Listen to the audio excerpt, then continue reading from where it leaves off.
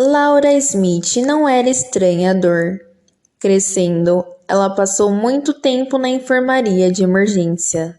Ela perdeu seu gato quando tinha apenas 6 anos, e seu marido a deixou 10 anos depois que eles se casaram.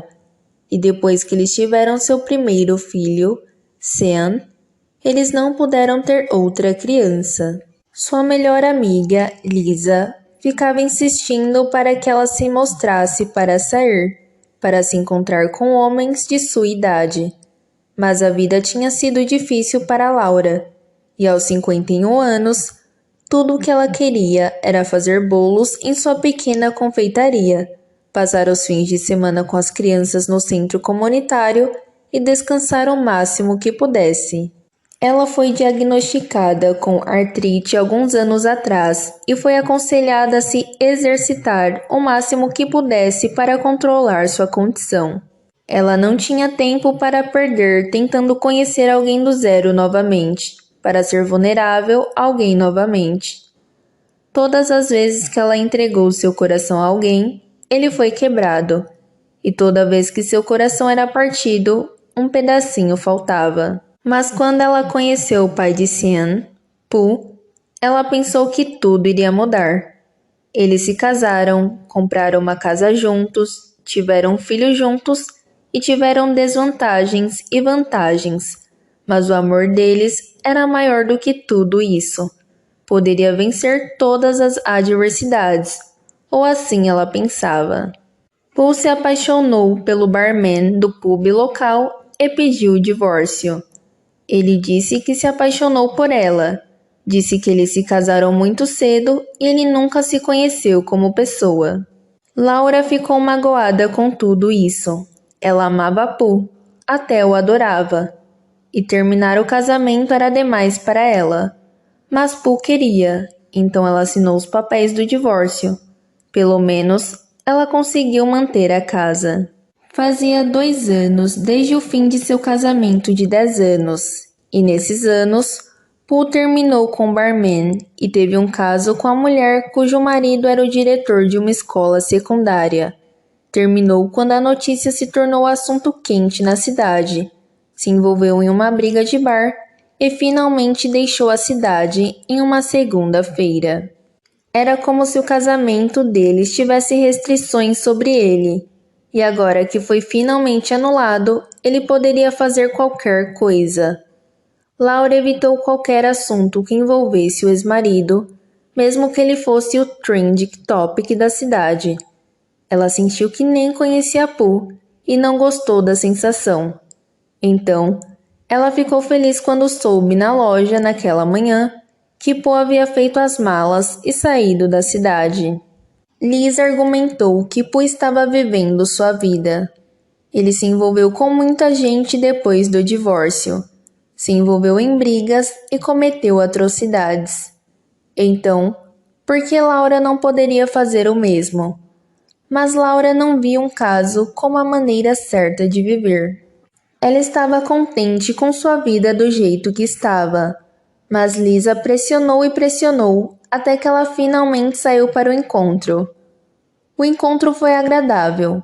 Eles apenas comeram no restaurante favorito de Laura e conversaram sobre coisas aleatórias. Laura riu muito e se sentiu consideravelmente mais leve do que antes do encontro. Ela fez uma nota mental para agradecer a Lisa por empurrá-la para o encontro. Ela se divertiu muito e gostou de conversar com alguém que não era um cliente de sua floricultura ou uma criança do centro comunitário. Ao todo, ela estava feliz. Um sorriso que foi rapidamente apagado quando a única coisa que ela podia ouvir do outro lado era a respiração profunda. O pânico imediatamente tomou conta dela, e ela chamou o nome de seu filho antes de ouvir uma resposta do outro lado da linha. Mas não era a voz de Sean que ela ouvia. Era a de sua esposa. A esposa de Sean, Natalie, era uma pessoa simpática e tinha uma energia ensolarada. Mas quando ela falou com Laura pelo telefone, todo o seu entusiasmo se foi. E ela parecia uma maltratada. Laura não gostou. Já estava claro que algo estava errado com Sean e Natalie. Tudo o que Laura precisava naquele momento era saber exatamente o que estava errado para poder intervir e ajudar. Em pânico, ela pulou da cadeira no restaurante e saiu correndo, como se isso fosse ajudar em sua situação. Ela simplesmente não suportava sentar-se enquanto sua nora soava daquele jeito ao telefone. Seu par, Nick, a seguiu e pegou o telefone de suas mãos. Ele era mais calmo do que ela e ouvia a respiração profunda de Natalie e decifrava o significado de seus insultos quase incompreensíveis. Então, ele pediu que ela esperasse e prometeu que eles estariam lá o mais rápido possível. Quando ele encerrou a ligação, Laura estava olhando para ele com os olhos arregalados enquanto esperava que ele contasse o que havia acontecido. Ele disse a ela enquanto discava 911. Seu filho e sua esposa se envolveram em um acidente de carro nos arredores da cidade e precisavam de ajuda. Laura agarrou as lapelas de sua jaqueta enquanto esperava que ele ligasse para a linha de emergência. Ele o fez. Deu-lhes a localização e eles disseram que estariam lá. Laura não conseguia nem agradecer a ele naquele momento. Tudo o que ela queria era estar no local do acidente. Enquanto queria ver Sam, ela queria saber se ele estava bem. Ela queria ver Natalie, queria ter os dois em seus braços. E ela disse a Nick para levá-la. No caminho até lá, ela ficou se perguntando por que eles estavam vindo para a cidade tão tarde da noite. Por que eles não podiam simplesmente passar a noite em um hotel ou algo assim? O que aconteceu? Eles vão ficar bem? Ela precisava que eles fossem. Entre tudo em sua vida, eles eram a única coisa que colocava acima de todas as outras. Não, nada lhes aconteceria. Nick estava relativamente calmo enquanto a levava até lá. Ele não estava tremendo em seu assento como ela estava. Ele não ficou olhando para frente para ver se eles haviam chegado à cena.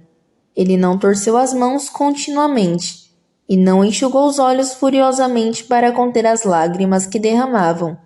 Mas Laura fez tudo isso, e ela não podia simplesmente parar. Quando chegaram ao local, a ambulância já estava lá. Laura saiu correndo do carro. Ela viu Natalie sendo levada para a ambulância. Ela correu para ela. A garota parecia maltratada. Sua linda pele escura estava coberta de manchas de sangue. Suas pernas estavam em uma lacuna sangrenta e sua regata, que Laura tinha certeza que era de uma cor diferente quando ela usava no início do dia, agora ostentava um vermelho sangrento. Seu cabelo preto encaracolado estava sujo e em todo lugar. Havia uma máscara de oxigênio em seu rosto. Eles garantiram a Laura que ela estava bem, e a mulher espiou dentro do veículo para ver se o filho já estava lá, mas ele não estava. Ela perguntou por seu filho. Ela parecia tão confusa e chorosa e com dor. E quando ela estava prestes a correr para o local do acidente, um homem de uniforme, com uma cara gentil, segurou-a e puxou-a para alguns metros da multidão. Ela ainda parecia uma bagunça, e ela lutou para recuperar o fôlego. Mas naquele momento, seus problemas eram de segunda mão, e tudo que ela queria era colocar os olhos em seu filho. Mas quando o homem a puxou para longe, ela soube. Antes mesmo de ele dizer qualquer coisa, ela sabia. Isso transpareceu em seu rosto. Mostrou no fato de que seu filho não estava na ambulância como Natalie. Sean estava morto. Agora, as lágrimas começaram a rolar e ela não fez nada para impedi-las. O homem cuspiu algumas porcarias nela, e ela podia ver sua boca se movendo, mas não registrou nada do que ele disse. Ela se afastou dele e foi sentar no meio-fio e olhar para o carro quebrado. O homem, ainda fazendo o seu trabalho, caminhou para se sentar com ela, mas ela estendeu a mão para detê-lo. Ele hesitou por alguns segundos, provavelmente considerando se era sensato deixar a mulher traumatizada sozinha. Então, ele se afastou e a deixou sozinha. Laura chorou. Enquanto a ambulância se afastava com Natalie, ela chorou. Quando ela notou o homem de rosto bondoso sentado a poucos metros dela, ela chorou. Quando ela olhou para o carro destruído, ela chorou. Quando ela viu que Nick ainda estava no carro onde o havia estacionado, ela chorou. Quando ela viu Lisa vindo em sua direção, ela chorou. Lisa a levou para longe da cena e de volta para sua casa. Ela também ajudou Laura a tomar banho e sentou-se com ela durante a noite. No dia seguinte, assim que os pássaros matinais começaram a cantar do lado de fora da janela de seu quarto, Laura disse que queria ir ao hospital para ver Natalie. Lisa pediu que ela esperasse mais alguns dias até que ela estivesse em um estado melhor. Mas Laura já estava decidida. Vestiu-se e pediu a Lisa que a deixasse. Lisa sabia que se ela não a deixasse, Laura iria caminhar ou dirigir até o hospital. Então ela o fez. No hospital, Natalie não estava em melhor estado do que Laura.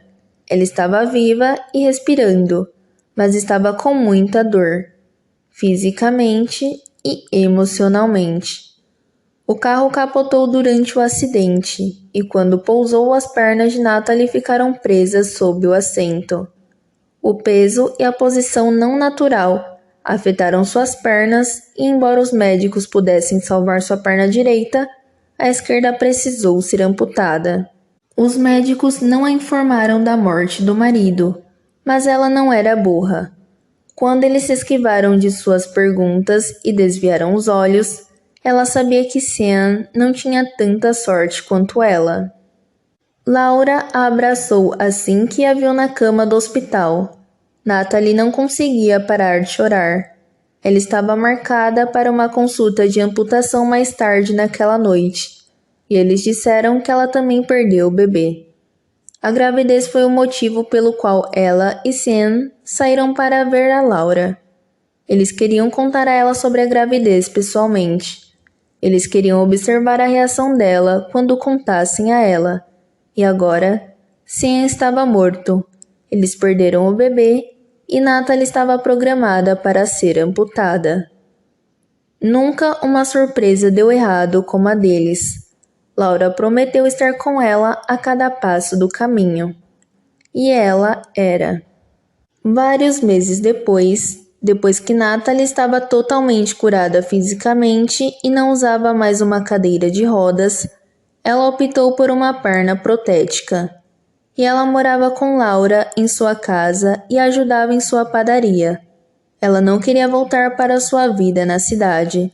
Ela não queria morar no apartamento deles quando Sean não estivesse lá. Então, Laura disse a ela que ela poderia ficar se quisesse, e ela ficou.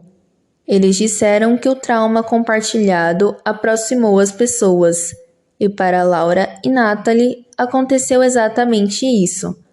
Elas eram menos sogra e nora, e em vez disso, podiam ser descritas como melhores amigas. Natalie assumiu a rotina de Laura. Ela ajudava na confeitaria, a seguia até o centro comunitário e se exercitava com ela. Onde quer que Laura estivesse, Natalie estava. Elas se seguraram enquanto lutavam para juntar os pedaços quebrados de seus corações. Elas compartilharam dores semelhantes. Ambas perderam pessoas queridas e estavam apenas começando a se reerguer. E qualquer outra pessoa ficaria feliz por elas e pela rapidez com que estavam se curando. Não Lisa, no entanto. Lisa tinha ciúmes do tempo que passavam juntas. Ela mal tinha tempo para ficar com Laura. E sempre que ia ficar com Laura, Natalie estava sempre presente. Foi agravante também porque a menina não as desculpou. Em vez disso, ela sentou-se com elas e contribuiu para as suas conversas. Mas o mais irritante era que Laura estava bem com isso. Laura até se envolveu com ela e às vezes interrompeu as conversas para contar a Natalie uma história de fundo para que a garota pudesse alcançá-la. Natalie e Laura começaram a fazer piadas internas e Lisa se sentiu uma estranha para a amiga. Laura não ligava mais para ela pedindo conselhos. Lisa estava com dor. Uma vez, ela testou Laura. Ela não ligou para ela por alguns dias para ver se Laura ligaria para ela. E Laura não ligou. Então, ela sabia que tinha que agir rápido ou sua amiga escorregaria de seus dedos. Ela jogou uma batedeira de queijo e vinho para todos os amigos.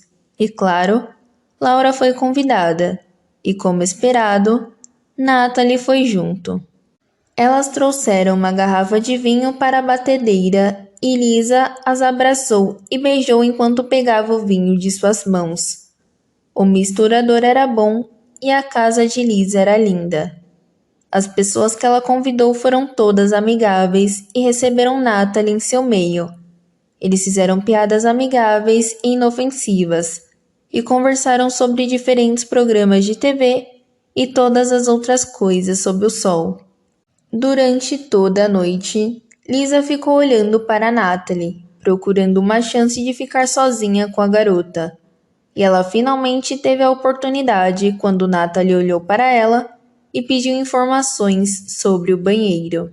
Lisa se ofereceu para levá-la e Natalie caminhou lentamente atrás de Lisa enquanto ela levava ao banheiro. Quando Lisa chegou à porta, Natalie lançou um sorriso agradecido para ela e tentou passar por ela e entrar no banheiro. Mas Lisa estendeu o braço para detê-la. A garota parou de andar e lançou um olhar confuso para Lisa. Então, Lisa disse a ela: "Eu sei que pode ser difícil para você se locomover com sua perna artificial, mas tome cuidado com ela." Natalie pensou que o tom de Lisa era duro, mas ela ignorou e sorriu para ela. Ela disse: "Oh, Lisa, minha perna protética é quase natural. Não se preocupe pensando em mim." Lisa zombou dela. "Sim, quase natural. E não estou preocupada com você. Estou preocupada com você bagunçando o meu banheiro." Natalie ficou chocada. Ela passou um tempo com essa mulher e nunca sentiu que a mulher não gostava dela. Mas agora ela estava começando a ter uma vibração diferente. Ela apenas disse: "Não vou criar confusão." Elisa foi embora.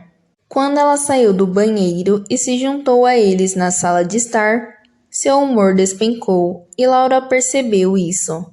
Ela perguntou se estava tudo bem e ela disse que sim. Mas naquele ponto, Laura conhecia bem o suficiente para saber que algo a estava incomodando, mas ela deixou passar enquanto isso. Ela perguntaria a ela sobre isso novamente quando chegassem em casa. Natalie não fluía mais com a conversa. Sua cabeça girava em torno dos comentários que Lisa fazia no banheiro, e de repente ela precisava de vinho. Havia 2 garrafas de vinho na sala, mas não havia copos suficientes. E ela disse que ia pegar um copo para ela, e Laura pediu que pegasse um para ela também. Os copos da cozinha de Lisa foram colocados no balcão da cozinha ao lado de uma grande tigela de molho para o espaguete que estava cozinhando no fogão. Natalie pegou 2 copos e, ao se virar para sair, percebeu que o espaguete estava fervendo e a água da panela caía no fogão. Então, ela foi desligar o fogão e nesse momento Lisa entrou. "O que você está fazendo?" ela perguntou quando viu Natalie. Antes que Natalie pudesse sequer dizer uma palavra, ela pediu que ela saísse do fogão antes que ela espalhasse seu cabelo selvagem por toda a comida. A menina ficou chocada com o comentário, e ela se virou para olhar para Lisa, que ainda encarava com olhos hostis. "Fiz algo com você, Lisa?" Lisa caminhou rapidamente em sua direção e a empurrou para fora do fogão. "Pedi para você sair do fogão. Você não deve estar perto do fogão com o cabelo espalhado por todo o lugar. Ou seu cabelo agora é um ingrediente?" A mulher disse com raiva, como se não apenas afastasse Natalie. Natalie tentou se defender e disse: eu só estava ajudando. Mas Lisa bufou e respondeu: Deus sabe que não pedi sua ajuda. Quem quer engasgar com tempero? Natalie havia coletado jabs de Lisa a noite toda, e agora ela foi afastada do fogão e envergonhada. O que você quer dizer com isso? Natalie perguntou. Lisa revirou os olhos e a ignorou. Natalie estava chateada. Tenho recebido insultos de você a noite toda. O que eu fiz com você? Agora, Lisa respondeu a ela. Não precisa gritar, Natalie. Natalie assentiu com raiva. Sim, gritos e especiarias. É do que eu sou feito, certo? Lisa deu de ombros enquanto pegava a panela do fogão. Você disse isso, não eu. Agora, se você sair da cozinha, tenho algo para fazer.